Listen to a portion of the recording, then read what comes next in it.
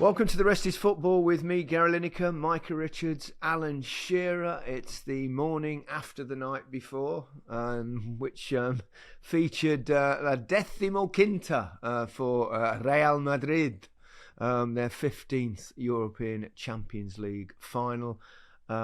It was sort of predictable in a way. We'll come to that in a moment. But first, you were there, Micah, for CBS. You've got your shades on, right? Have you had a big night, Micah? Tell us about it, Big Meeks. Tell us. Honest to God. I said God bless America, but Jesus Christ, London's not far behind. This beautiful city that we have in the United Kingdom is something special. Not only have you got the game to go, the nightlife in London, wow, it was just amazing. I've only been in 2 hours. I've been in 2 hours. Can you just lift your glasses up and show us your eyes a little bit? Go on. And they're barely opening for those that can't see. Barely opening. But we admire your professionalism, Micah. Always. Can't let the boys down. Let's move on to football matters. Before we do, a couple of reminders, everyone, that I have a lot of questions from people asking when the Gaza episodes are coming out. They will be with you on Wednesday and Friday. We did an hour and a half with them, so we've split it into 2 episodes. Because I'm not sure you'll be able to cope with the amount of laughter that you'll get in an hour and a half. It's absolutely brilliant, hilarious. Gaz was in great form, and I can't wait for you to hear that. So that's something to look forward to. In the meantime, let's talk about the Champions League final. I was there purely as a spectator, and Micah, you were there with CBS, and Al, you watched on television. Terrific atmosphere, wasn't it? Especially the Dortmund fans. It was great. What was it like working? Yeah, it was amazing. And I know, a Champions League final should always have a great atmosphere, but the Dortmund fans really do show up. It was amazing. Even not just at the game, but it was leading up to the game. I was staying in town and there was singing from 10 hours before the game, all gathering at fan parks, and they took that to the stadium as well. It was just amazing atmosphere, because normally when we're at Wembley, I've not seen atmosphere like that since probably the England-Germany game in the Euros. That was a similar sort of then atmosphere. It was restricted, the amount of people you could get in, so it wasn't quite the same. Yeah, exactly. Yeah. But the Dortmund fans, and to be fair, we were sat just behind the Real Madrid fans, and that song that they sing,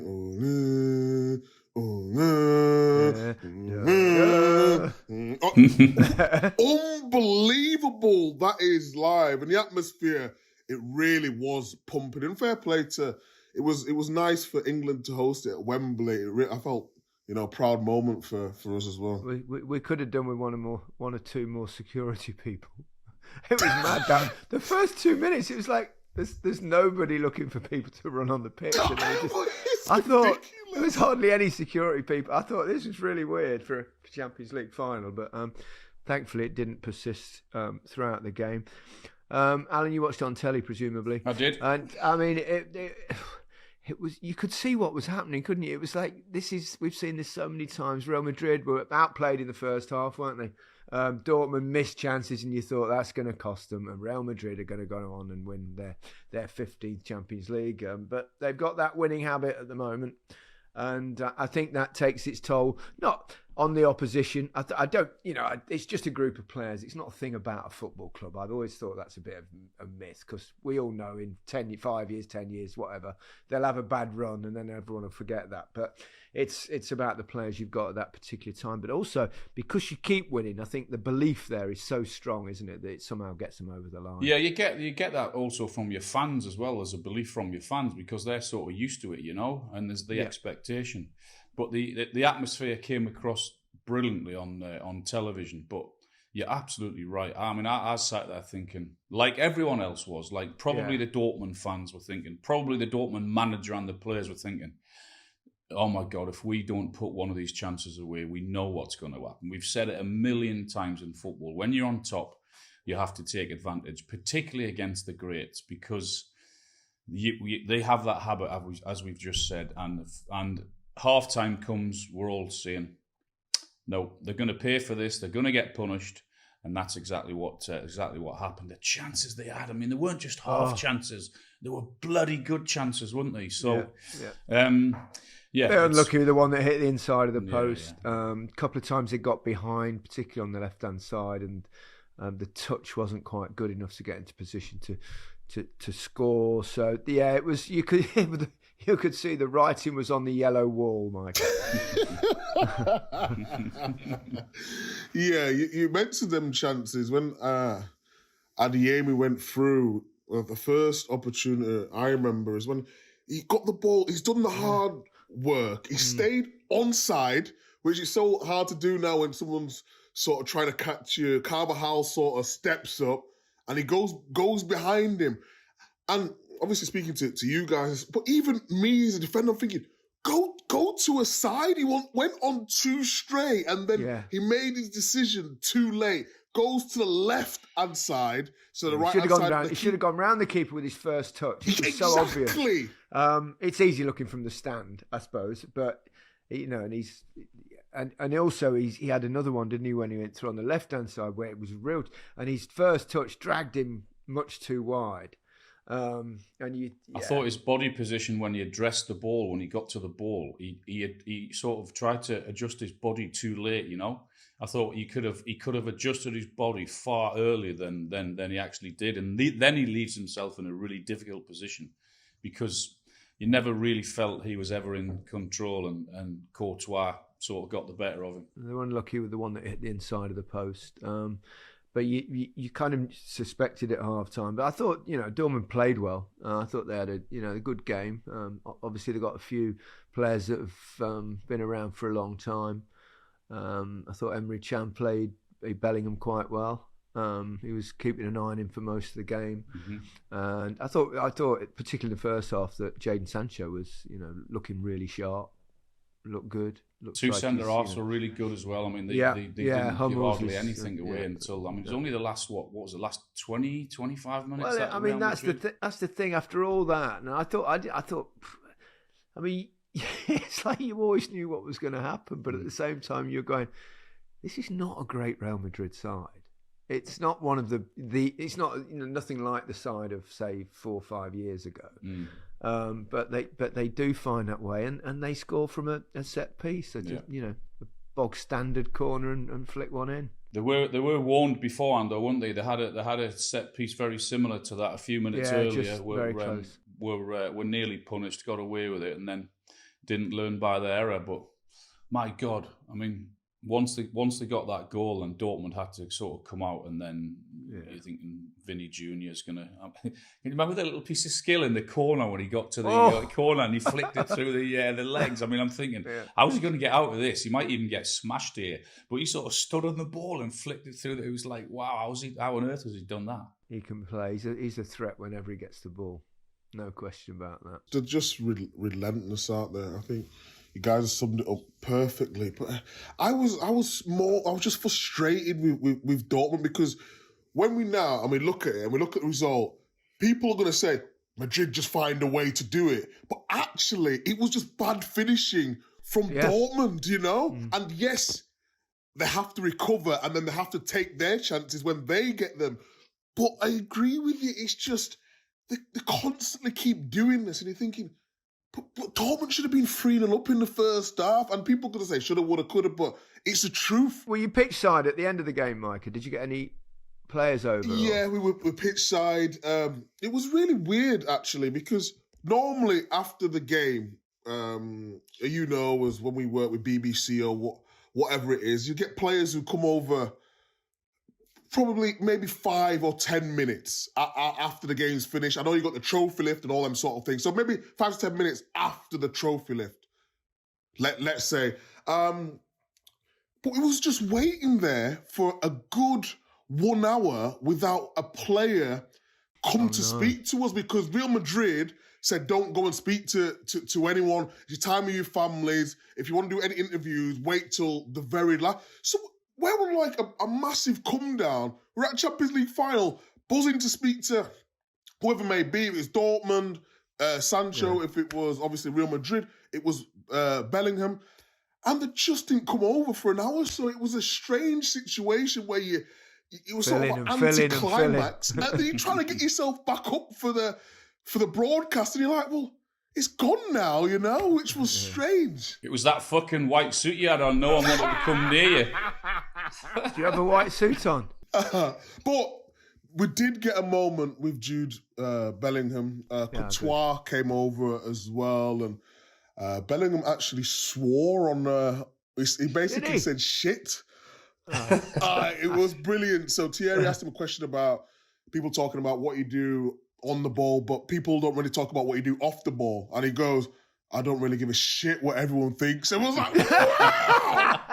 Potty mouth. Fancy that. The kids of today are swearing far too much. Unbelievable. At least we don't. We set a good example for us, especially you, Alan. I thought, Jude, he does work really hard. You could see that in the game. He wasn't involved that much until obviously towards the end, and the assist for Vinicius Junior's goal, which was perfectly weighted. But this kid's he's a winner. He's won the La Liga this season already, and now he's won the Champions League. He's kind of bossed things for Real Madrid this summer. I think that's a good result, probably even for England, looking at it in a slightly selfish perspective rather than a Real Madrid perspective, because he's the sort of player that can probably drag England over the line. I still believe he's more of a midfield, an 8 than a 10, personally. I think his strengths are when he's looking forward. I think when he's playing the 10 role, he's got his back to the game quite a little bit. That's my view, and I very much hope Foden plays in that role and he plays more as a maybe double pivot with Declan Rice. I think he's better when he's charging at players up and down. He's brilliant defensively as well. So we'll see what happens on that. But what a first season. Extraordinary climax for him as well. Staggering. I mean, just everything about him, his personality, he's got an aura already about him, hasn't he? Seems such a nice guy. I loved there's a little clip on social media about when he had his family on the pitch. Yeah, I saw it. He went over to Josie and said, "My mum's always fancied you, can not take a picture with you and my mum." It's brilliant. I loved it. Yeah, he's very charming.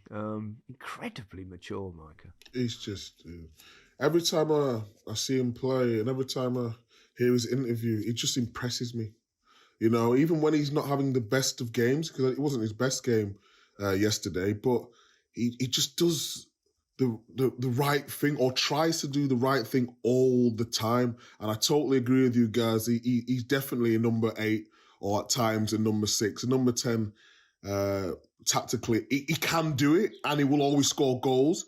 But I think you'll get even more out of him in a deeper role, attacking the space that's in front of him. But yeah, he's just, we're talking about someone who's 20. We need to put this into context for people. It's mad, isn't it? I can't. I'm scratching my head that, okay, we all do good things in our game, or have done good things, but like, it's the fact that you go from a place like Birmingham City and then retire number, it's almost laughed at. And you've seen him play, but we didn't see as much as we would have liked because it all was happening so quick. Then he goes to Dortmund, takes the right decision, doesn't go to a Man United at a time which he thought was best for his development, and then going to Madrid and wearing a number 5, doing this ridiculous celebration where he's basically got the fans bowing down to him all at 20, taking it in his stride.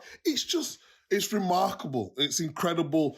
And I hope and pray, and I think he will, keeps it going now. Phenomenal. I mean, for to do what he's done already. And he's only going to get better. I mean, as Micah just said, the age, 20 years of age to have achieved what he has done in his first season. But could get even better with England in the summer. Let's hope so. He's been amazing. Let's talk a little bit about the Real Madrid mentality and and what we think of that and why this football club. Now I know it's an incredibly rich football club and it's a place where great players want to play, but why do Real Madrid why are they so bloody successful? Annoyingly so, as a former Barca man. 15 Champions Leagues. I know. I mean, the nearest to them is 7, isn't it? They've won in the last decade. They've won it more times than they've not won it. It's unbelievable, isn't it? Just incredible. Yeah. And what about him, man? Carlo Ancelotti. Oh, that was going to be my next. Unbelievable. I mean, when you just watch him. I mean, we're talking about the personality and the stature of this great man in football. I mean, how he's viewed, his success is phenomenal. He just has this thing about him, where you just know that as a coach or a manager that you would love to play for him, because he just has he understands, I think, what it was really interesting to listen to people talk about him last night, and he just says, no, well, he lets the players boss the dressing room. He's not a shouter or a screamer. He's just one of these guys that talks to you and makes sure he gets on you, and he's just an unbelievable manager. You can just see that about him, and you'd think, wow. What a bloke. His record is extraordinary, not just in this competition where he's obviously won it multiple times with Milan and Real Madrid, but also the fact that he's won league titles in 4 leagues, isn't it, with different clubs. Where does he rank now? I mean, he's got to be right up there in the top handful for sure, hasn't he? Oh, absolutely. Yeah, it's quite strange, isn't it? Because he's not seen as a major tactician. And we talk about Pep, how he's changed the game as well, and what Ferg is. But I think with him, people don't get enough credit. He doesn't get enough credit for the timing of his substitutes, He might not play a fancy way where he's got his fullbacks going inverted or his wingers. He plays a 4-3-1-2 with the squad he has. He's sort of 2 banks of 4 when they're defending off the ball, and you've got Rodrigo and Vinicius sort of up front, or sometimes Rodrigo would come and then just Vinicius left up front at times. It's kind of unbalanced up front, isn't it? Because Vinicius on the left and kind of Rodriguez occasionally on the right, sometimes in the middle, and then you think, and then Bellingham was playing as a 10, but when they defend, he goes on the left of a 4. Yes. It's like a bit all over the place. It's about having the talent and giving them the belief. That's obviously what he must be really good at. Yeah, 100%. It is that belief as well. But I think, you remember Hosselu in the semis, was it? Yeah. It's giving people a confidence, trusting them, and making the decisions at the right times to put the players on. How many times? Yep. Even a couple of seasons ago, there were certain games where, like, they was getting battered, and then he just stuck with what he wanted to do. Introduce the subs, and they make a difference. That is the difference with Real Madrid. They don't panic, I think, is the best way to describe them, and they believe in their abilities because it stems and comes from the manager, doesn't it? I think that's what it is. Indeed. And success breeds success, gives you that confidence that whatever happens, you're going to do it. Do you think, Carl? Yeah, you've got a great belief. I mean, when you go, I suppose that's why that club signs you, because they believe in who and what you are and give you the freedom to go and do what you want to do. But there's also, I mean, there's a huge expectation once you sign for that club that's their competition, isn't it? That's what they have to. They have to go out and win that competition. That's what they set the standards for. So you know that when you go there. Yes, they've got and had great players and will continue to sign great players. They're probably about to sign another one this week, and Mbappe, aren't they? So he's all right. Yeah. So I would imagine they'll go in as favourites next season for it. How can they not with their record? It's going to be interesting to see how they all fit in. I was thinking the same thing last night, because Vinicius is very much a left-sided player. We know from when we're speaking with Pochettino that Kylian Mbappé not only is a left-sided player, but he really wants to play on the left-hand side. Rodrigo's not exactly a 9. I mean, basically, they've done it this season without a recognised top number 9, haven't they? Yeah, they have. And that's why Jude sometimes had to play that false 9, hasn't he? And Vinicius sort of on the left and Rodrigo on that right.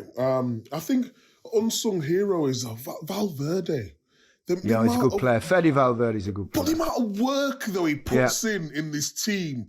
Obviously, they've got some superstars ahead of him, but it's just the positions he gets in. I was watching him closely last night, like working on how is their shape when they attack and then how is they defend. But I thought Camavinga was outstanding. We know what Camavinga can do anyway, but just they know what to do off the ball. Like, they really work hard for the team. But Valverde, for me, was excellent just in his position in defensive work. Totally agree. Well, how do you think they'll fit them in next season? Who's going to give way? Who's going to be the one that's going to have to play more centrally? I think Vinicius. I think Vinicius can. Do you see him playing that back to goal and all that? Vinicius can do that, running in behind, whereas Kylian rarely does that. He wants the ball to feet, and then but Vinicius is clever, and that's what I think. Sometimes the difference is.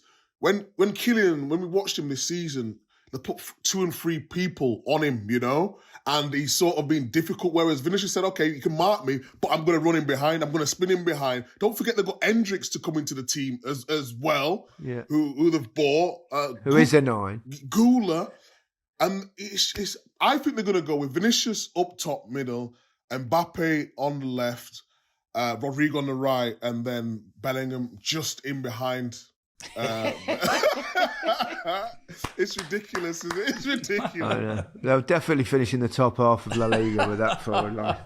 Yeah, it'd be interesting to see how they make, because you got footballers' egos at that level as well. But and it's all very well, you're playing on the left and both play on the left, but it's a different game when you play as a 9. You see, when you got your back to goal and stuff, and you've got a spin, and it's not as easy as people think, is it, Alan? No, it's not. But they'll because of him, Ancelotti, he said it the way they sort of rotate and what have you. He'll get them doing all of those things and give them the freedom to go and do what they want to do and do what they have to do. So I don't see that being a problem. Yeah, well, congratulations to Ancelotti. He's won the lottery, hasn't he? Really? Oh, that's terrible. Tony Cruz, bid farewell, didn't he? It's his final game. Not a bad way to go out with his 6th Champions League winners medal. 6. I mean, can you imagine? Just say that again. 6 Champions Leagues, man. Wow. Unbelievable. Wow. He was pinging a few balls around. He can pass it, that boy. He can pass. Just when you think, like, his legs are not at it. Even a couple of years ago, he's thinking, okay, it's time to move on to Modric and a Cruz. And he managed to find a way, gets the space, and like you said, a couple of 40-yard passes when he got deep, left and right side, but landed right on the foot of the wingers. It was just amazing. What a career he's had. Oh, incredible. I think he's made. I mean, what a way to go out. I always think that the very best should go out at the top, because he's been incredible, and I've always thought that get off the stage when people are shouting for more, and what better way to go out than actually winning the Champions League again. I mean, bloody hell. It doesn't get any better than that for him. It's amazing. It's one of the reasons, really, that Madrid have been so successful, because you can see he's got a calmness about his game as well, hasn't he? And a winner's mentality, obviously. That goes without saying through what he's achieved. But imagine playing with him. And obviously Modric came on for the last few minutes. He's, 38 now? So those two, particularly for Real Madrid over this period, this incredibly successful period, certainly in European football, those two are absolutely imperative to their success. The strange thing is as well, because they always talk about rebuilding. So you've had a Casemiro, you've had a Modric, and you've had a Cruz, in our recent Real Madrid teams, and they've been outstanding. But then you look at it now, they've got Camavinga, Tchouaméni, and Valverde. Like, they've already rebuilt, along with getting Mbappe, Vinicius Junior, Rodrigo, Hendricks, Bellingham. It's just the recruitment and how they've managed to do it and get rid of the players at the right time, sign the young players at the right times, giving them a minute so they feel involved, but knowing what the long-term plan is just unbelievable. Probably helps a little bit because the fact I don't think there's a player on earth would turn down joining Real Madrid. Yeah, for sure. Unless you've been playing at Barcelona before. But apart from that, everyone wants to play for Real Madrid, which helps, doesn't it? It's attracting the great players. But no, you've got to give credit to them. Their long-term planning has been excellent. Their recruitment's been brilliant. And they are an incredibly well-run, successful football club. Standards. Olympiacos in the week, worthy of a mention, and obviously the first Greek team to win a European tournament. Did you? I mean, the scenes were incredible, weren't they? And did you see them in? I was travelling, so I didn't see any of it, which I was gutted about. Just highlights, really. Yeah, no, I mean it's a brilliant effort from them, and very much deserved. Just the fans' reaction in Athens was incredible. You've seen it on social media with the I saw bits of it. And yeah, everything.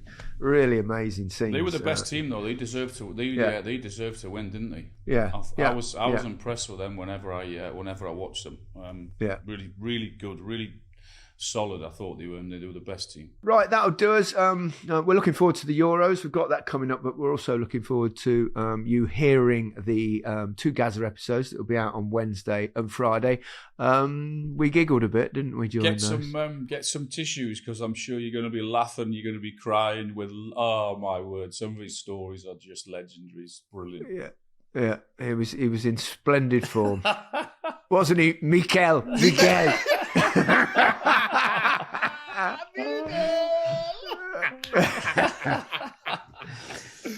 Sensational stuff. Micah, you look like you need to go back to bed, so we'll call it a day, and we'll be back with the Gaza episode on Wednesday. Until then, goodbye from me. Goodbye from me. Goodbye from me. Have a great week.